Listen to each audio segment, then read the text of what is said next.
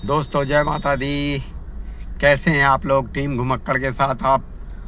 अब हम मुक्तेश्वर से जो है वो नैनीताल से एक बार दिल्ली आना हुआ हमारा, तो इस टाइम पे हम पहुंच चुके हैं अक्षरधाम के पास में।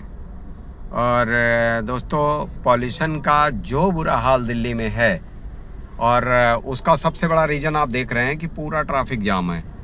कम से कम ये 2 से 2.5 किलोमीटर के आसपास का जाम लगा हुआ है।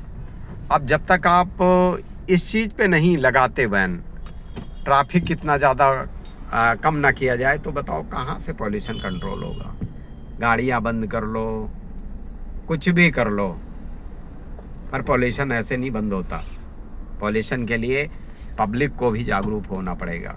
पब्लिक को भी सोचना पड़ेगा कि भैया हमें अपने गांव के घर, अपने पेरेंटल प्रॉपर्टी सब कुछ बेच बाँच के और आके दिल्ली जैसे मेट्रो सिटी में बस जाना है। बसने से काम नहीं चलता।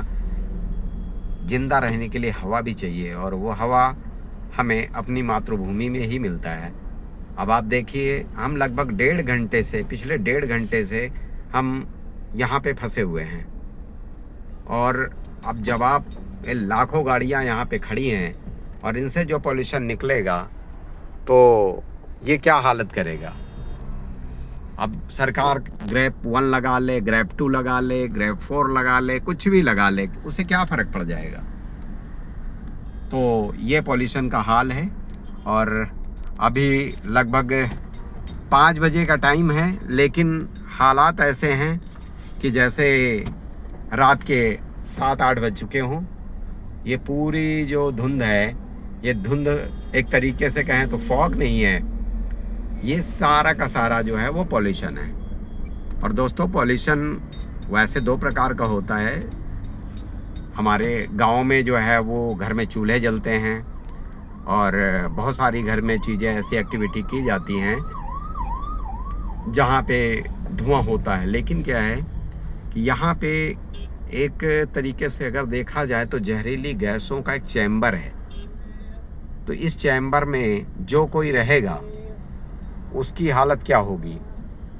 न्यूज़पेपरों में, न्यूज़ में अगर दिखा रहे हैं कि हॉस्पिटल में जगह नहीं मिल रही हैं, और बहुत सारे लोगों की तो डिमांड ऐसी अब उठ रही है कि भाई लॉकडाउन कर दो। अरे अब लॉकडाउन का स्वाद एक बार तो हमने ले लिया, क्या अब लॉकडाउन जैसे हालातों में ऐसे हम फंसे रहेंगे कि लॉकडाउन हो गया तो खाएंगे क्या? तो दोस्तों, हमें आप सबको ये बात सोचनी समझनी पड़ेगी कि शहर होते हैं सिर्फ कमाने के लिए। आओ, कमाओ, अपने घरों में पैसे भेजो, और फिर वापस अपने वतन में, अपनी जन्मभूमि में वापस चले जाओ, जिससे कि एनवायरनमेंट का एक बैलेंस बना रहे। अब लोग बताते हैं कि 20 किलोमीटर कनॉट प्लेस के चारों तरफ 20 किलोमीटर में अगर देखा जाए तो दिल्ली का एरिया है। और हालत क्या है यहाँ पे कि 2 करोड़ लोग लगभग रहते हैं, और 40 लाख लोग रोज़ जो है वो अदर स्टेट से यहाँ पे आते हैं और जाते हैं। तो मतलब एवरेज अगर लगाया जाए तो दोस्तों, मोटा मोटा 2.5 करोड़ लोग 20 किलोमीटर में अगर रोड पे खड़े हो जाएंगे ना, तो पैर रखने की जगह नहीं मिलेगी। तो हवा तो छोड़ दो आप, क्योंकि अगर इतने घर बने हैं तो पेड़ कहाँ रहे होंगे? जितने पेड़ थे सारे पेड़ काट दिए गए, सब जगह कंक्रीट की दीवारें खड़ी हो गईं, और चारों तरफ सिर्फ कंक्रीट बिल्डिंग ही दिखाई देती हैं। विकास ने हमारे मेट्रो को देखो कि ज़मीन 2 किलोमीटर नीचे भी पूरी यहाँ पे एक तरीके से खोखली हो चुकी है।